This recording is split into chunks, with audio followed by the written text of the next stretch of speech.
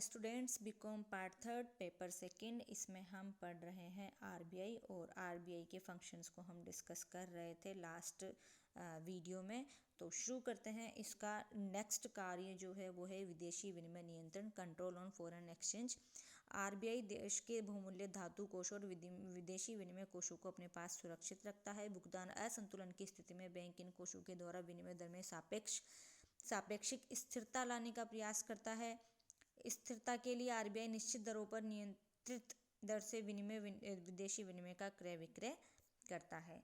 इनके अलावा बैंकिंग प्रणाली का नियमन करता है। रेगुलेशन ऑफ बैंकिंग सिस्टम किस तरीके से करता है कि लोगों का बैंकिंग में विश्वास बना रहे, जैसे कि लाइसेंसिंग देता है। अधिनियम की धारा 22 के अनुसार बैंकों को लाइसेंस लेना आरबीआई से अनिवार्य है। बैंकों को तो लाइसेंस देने का कार्य आरबीआई कर रहा है और इस समय यह बैंकों की आर्थिक स्थिति को भी देखता है और उनके कार्यों को भी देखता है कि कहीं वे जमाकर्ताओं के हितों के विरुद्ध तो नहीं है। मैनेजमेंट धारा 10 के अनुसार आरबीआई को यह अधिकार दिया गया है कि किसी बैंक के किसी निदेशक अथवा प्रबंधक को अवांछित समझे जाने पर उसके पद से हटा सकता है। शाखा विस्तार, अब देखिए आरबीआई की धारा 23 के अनुसार बैंकों को यदि नई शाखाएं खोलनी है, शाखाओं के स्थान परिवर्तन करना है तो उसके लिए आरबीआई से अनुमति लेनी आवश्यक है। इंस्पेक्शन का कार्य धारा 35 के अनुसार किसी भी बैंक का किसी भी समय निरीक्षण कर सकता है। इसके अलावा उस बैंक के पूंजी कोष, नगद राशि, ऋण और उनके पीछे रखी गई प्रतिभूति और अन्य सभी बातों की पूर्ण जांच कर सकता है। और अगर अनियमितताएं पाई जा रही है तो उनको दूर करने से संबंधित बैंक को दिशा निर्देश दे सकता है। विलयन और अवसायन, अमेलगमेशन और लिक्विडेशन, किसी भी बैंक के अन्य बैंक के साथ विलयन से पहले रिजर्व बैंक की आज्ञा लेना अनिवार्य है। और धारा 38 के अंतर्गत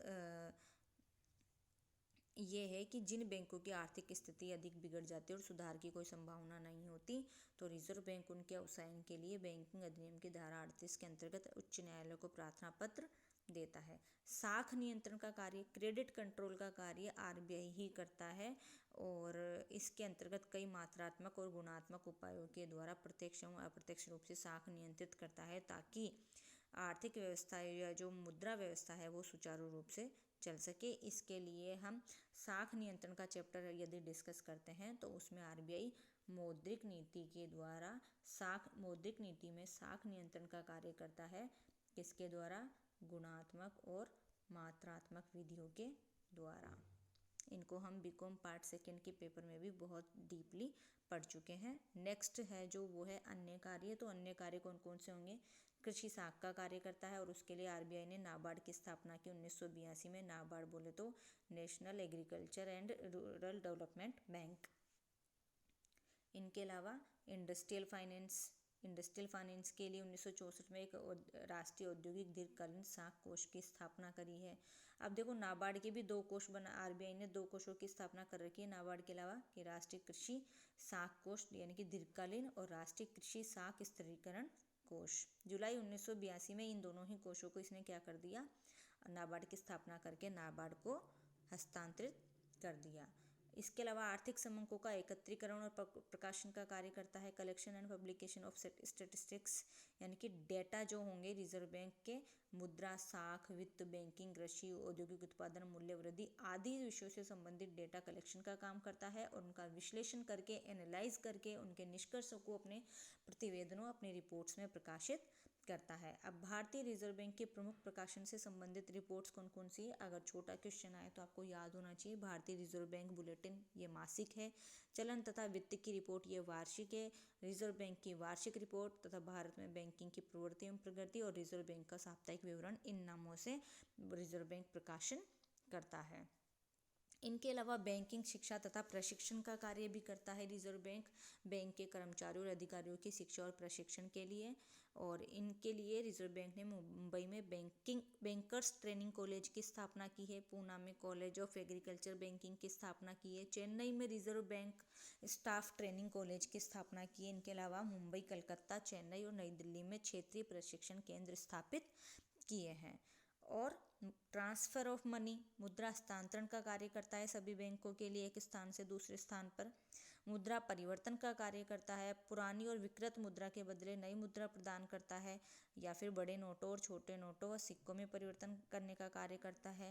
एक्सेप्ट डिपॉजिट्स, निक्षेप स्वीकार करने का कार्य भी बैंक करता है। बिना ब्याज के केंद्रीय एवं राज्य सरकारों, संस्थाओं और व्यक्तियों के निक्षेप स्वीकार करता है। अंतर्राष्ट्रीय संस्थाओं से लेन देन के कार्य, ट्रांजैक्शंस विद इंटरनेशनल इंस्टीट्यूशंस, ये कार्य कौन करता है? सरकार के बिहाफ पे केंद्रीय बैंक करता है। IMF के सदस्य देशों से केंद्रीय बैंकों में खाता खोल सकता है और उनके अभिकर्ता के रूप में कार्य कर सकता है। बहुमूल्य धातुओं के क्रय विक्रय का कार्य कौन करता है? RBI करता है। ये अपने स्वर्ण कोषों को गिरवी रखकर ऋण भी प्राप्त कर सकता है। और बैंकिंग सुविधाओं का विस्तार का कार्य भी RBI ही कर रहा है। यहाँ पर कुछ डेटा दिया हुआ है कि किस ईयर में कितनी शाखाएं थी और अब जाके कितनी हो गई है, यानी कि देखा जाए तो निरंतर बढ़ रही है। विकास वित्त की पूर्ति, सप्लाई ऑफ डेवलपमेंट फाइनेंस, भारतीय रिजर्व बैंक की अर्थव्यवस्था के विभिन्न क्षेत्रों से उनकी आवश्यकता के अनुरूप वित्त उपलब्ध कराने का भी कार्य करता है। RBI के वर्जित अथवा प्रतिबंधित कार्य, यानी कि ऐसे कौन से कार्य हैं जो RBI नहीं कर सकता है? Prohibited functions of RBI। RBI act 1934 की धारा 19 के अनुसार रिजर्व बैंक कुछ कार्य नहीं कर सकता, जैसे व्यापार या व्यवसाय नहीं कर सकता है, अंशों के क्रय और उनकी जमानत पर ऋण पर रोक, यानी कि न तो किसी कंपनी के अंशों को क्रय कर सकता है और न ही अंशों की जमानत पर ऋण दे सकता है, जमाओं पर ब्याज नहीं दे सकता है, सावधि बिलों पर प्रतिबंध, यानी न तो सावधि बिल लिख सकता है, पीरियडिकल बिल्स नहीं उन्हें भुना सकता है, प्रतिभूति रहित ऋणों पर भी प्रतिबंध, रिस्ट्रिक्शंस ऑन अनसिक्योर्ड लोन्स। अचल संपत्ति की जमानत के आधार पर ऋण नहीं दे सकता, अचल संपत्ति का क्रय नहीं कर सकता। अब बात करते हैं रिजर्व बैंक और अनुसूचित वाणिज्य बैंकों के बीच संबंध, relation between RBI and scheduled commercial banks. अब शेड्यूल्ड कमर्शियल बैंक से मतलब क्या है? वे अनुसूचित वाणिज्यिक बैंक जिनका नाम रिजर्व बैंक की द्वितीय अनुसूची में सेकेंड शेड्यूल में लिस्टेड है। और सेकेंड शेड्यूल में कब लिखा जाएगा उन बैंकों का नाम? कि वो कुछ कंडीशंस का पालन करे। और वो कंडीशंस क्या क्या होंगी? कि उस बैंक की प्रदत्त पूंजी और कोष कम से कम 5 लाख रुपए होने चाहिए, उस बैंक का कार्य अपने जमाकर्ताओं के हितों के विरुद्ध नहीं होना चाहिए, वह बैंक भारतीय कंपनी अधिनियम या किसी अन्य अधिनियम के अंतर्गत पंजीकृत होना चाहिए, और उस बैंक की व्यापारिक स्थिति अच्छी होनी चाहिए। मीन्स अगर ये सारी कंडीशंस के या इस सारी शर्तों का पालन करती हैं जो जरूरी है इस सूची में शामिल होने के लिए, तो वो RBI की द्वितीय अनुसूची में शामिल हो जाएंगी, RBI एक्ट की द्वितीय अनुसूची में शामिल हो जाएंगी। गैर अनुसूचित व्यापारिक बैंक क्या होंगे? जो RBI एक्ट की द्वितीय अनुसूची में शामिल नहीं होंगे। अब यहाँ पर कुछ डेटा दिए गए हैं कि 30 जून 2007 को वाणिज्य बैंकों की कुल 72,165 शाखाएं हैं। इनके अलावा न्यू बैंक ऑफ इंडिया को 4 सितंबर 1993 को PNB में विलीन मर्ज कर देने से राष्ट्रीय बैंकों की संख्या घटकर 19 रह गई है, लेकिन वर्तमान में इससे भी कम हो गई है। एक तो SBI ग्रुप का भी मैंने आपको पहले बताया कि SBI ग्रुप जो था वो पहले तो टोटल 7 थे, उनमें से सौराष्ट्र और एक और ग्रुप था, उसका तो बहुत पहले ही विलय कर दिया गया था। इनके अलावा जो बाकी के 5 थे SBBJ, त्रावणकोर, पटियाला, इनका क्या किया गया? इनका 1 अप्रैल 2017 को ये मर्ज कर दिए गए, किसमें?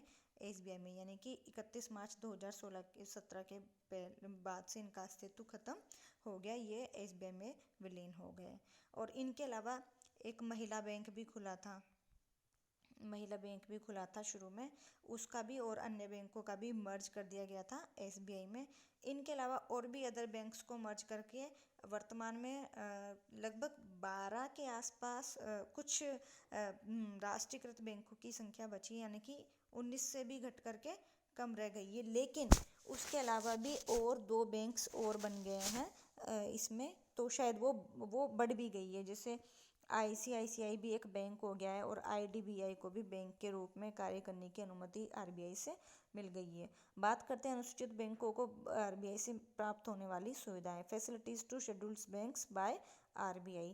ये अनुमोदित प्रतिभूतियों की जमानत पर RBI से ऋण प्राप्त कर सकते हैं, अपने बिलों और प्रतिज्ञा पत्रों की RBI से पुनर्कटौती करवा सकते हैं, बैंक समाशोधन गृह की सुविधाएं प्राप्त करते हैं ये बैंक।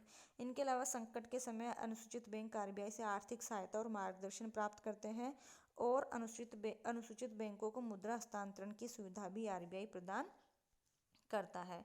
अब ये कुछ बैंकों की शाखाएं दी हुई है, ये पुराना डेटा है, इसको देखने से कोई मतलब नहीं है। अब अनुसूचित वाणिज्यिक बैंकों के दायित्व कौन, इनको सुविधाएं तो मिलती है लेकिन कुछ अन्य रिस्पॉन्सिबिलिटीज़ का भी निर्वहन करना पड़ता है इनको, जैसे अपनी कुल जमाओं का एक भाग आरबीआई के द्वारा निर्धारित अनुपात में नकद कोषों के रूप में यानी कि सीआरआर के रूप में आपको रखना पड़ता है और निश्चित दर पर तरल कोष भी रखने पड़ते हैं, एसएलआर। इनके अलावा वर्तमान में अनुसूचित बैंकों को 25% की दर से सांविधिक तरल अनुपात भी बनाए रखना पड़ता है, यानी कि एसएलआर की मैं आपको पहले ही बात कर दी हूँ, सीआरआर और एसएलआर। इनके अलावा वाणिज्यिक बैंकों को अपने लेन देन का साप्ताहिक ब्यौरा प्रत्येक फ्राइडे को आरबीआई के पास भेजना पड़ता है और जो गैर अनुसूचित व्यापारिक बैंक होंगे इनका आरबीआई से संपर्क रहता है, मुद्रा हस्तांतरण की सुविधा भी प्राप्त करते हैं और इनको लेन देन का जो विवरण है वो वीकली की बजाय मंथली सेंड करना पड़ता है। किनको? नॉन शेड्यूल्ड बैंक्स को या नॉन लिस्टेड कमर्शियल बैंक्स को। इन बैंकों को कुल जमाओं का एक निश्चित प्रतिशत आरबीआई के पास नकद कोष के रूप में रखना पड़ता है, यानी कि सीआरआर तो सीआरआर तो इनको भी रखना पड़ता है।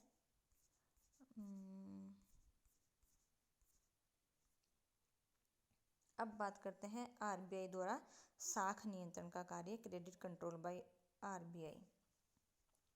दो मेथड्स है इसके, क्वांटिटेटिव मेथड्स और क्वालिटेटिव मेथड्स। अब क्वांटिटेटिव मेथड्स की बात करते हैं तो इसमें फर्स्ट आता है बैंक रेट। बैंक रेट वह दर होती है जिस पर देश का केंद्रीय बैंक, भारत में आरबीआई है जैसे, प्रथम श्रेणी की प्रतिभूतियों और अनुमोदित ऋण पत्रों की जमानत के आधार पर व्यापारिक बैंकों को ऋण प्रदान करता है।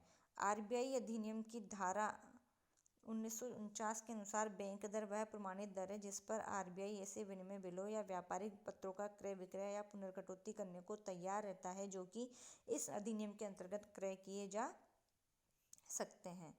अब देश की परिस्थिति के अनुरूप रिजर्व बैंक सस्ती अथवा महंगी साख नीति का अपनाता है, यानी कि डियर और चीप मॉनेटरी पॉलिसी। यदि साख की मात्रा में वृद्धि करनी हो तो बैंक दर में कमी कर देता है, इसे सस्ती साख नीति कहते हैं। और कमी से साख की लागत अथवा अर्थात ब्याज दर में कमी आती है और साख की मात्रा में वृद्धि होती है। और यदि साख की मात्रा में कमी करनी है तो बैंक दर में वृद्धि कर देगा और उसको महंगी साख नीति कहेंगे। बैंक दर में वृद्धि से साख की लागत यानी ब्याज दर में वृद्धि हो जाती है, इससे साख की मात्रा में कमी हो जाती है। अभी कुछ डेटा भी दिया हुआ है कि कब कब क्या क्या किया गया। अब ये नीति अधिक सफल नहीं रही है। सेकंड है, अगर ये नीति सफल नहीं हो पाती है तो फिर reserve bank open market operations अपनाता है और इनके माध्यम से सरकारी प्रतिभूतियों का प्रथम श्रेणी के बिलों और प्रतिज्ञा पत्रों के क्रय विक्रय से है, यानी कि यह खुले बाजार की क्रियाओं में क्या करता है, सरकारी प्रतिभूतियों को क्रय विक्रय करता है। और सरकारी प्रतिभूतियां कौन सी होंगी? प्रथम श्रेणी के बिल और प्रतिज्ञा पत्र। आरबीआई की धारा 17(8) के अनुसार आरबीआई केंद्रीय तथा राज्य सरकारों अथवा किसी स्वायत्त संस्था की प्रतिभूतियों को क्रय कर सकता है और ये किसी भी अवधि की हो सकती है। और 17(2)(a) के अनुसार रिजर्व बैंक को अल्पकालीन बिलों के क्रय विक्रय का अधिकार भी प्राप्त है।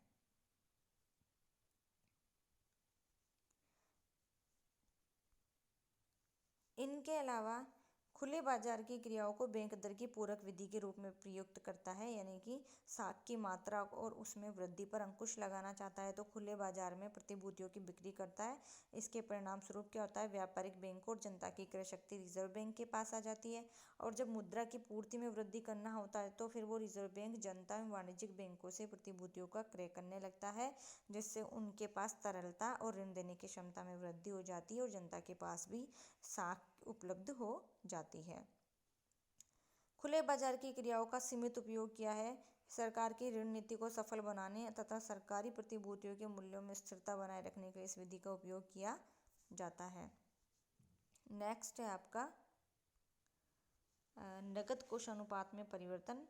आरबीआई अनुसूचित बैंकों के नगद कोष अनुपात में परिवर्तन करके भी साख का नियंत्रण करता है। 1934 की धारा 42(1) में यह व्यवस्था की गई थी कि अपनी समय जमाओं का 2% और मांग जमाओं का 5% नगद कोष के रूप में आरबीआई के पास अनुसूचित बैंक को रखना पड़ेगा।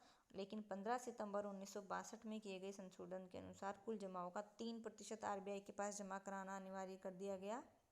और बैंक को यह भी अधिकार दे दिया गया है कि वो 15% तक बढ़ा सकता है, और इसको हम बोलेंगे CRR। अब इसके कुछ डेटा दिए हुए हैं। नेक्स्ट जो है आपका वैधानिक तरलता अनुपात, इसको हम नेक्स्ट पार्ट में डिस्कस करेंगे, क्योंकि ये बहुत लेंथी हो जाता है वीडियो, फिर अपलोड होने में प्रॉब्लम आती है। तो अभी के लिए तो आपकी थैंक यू।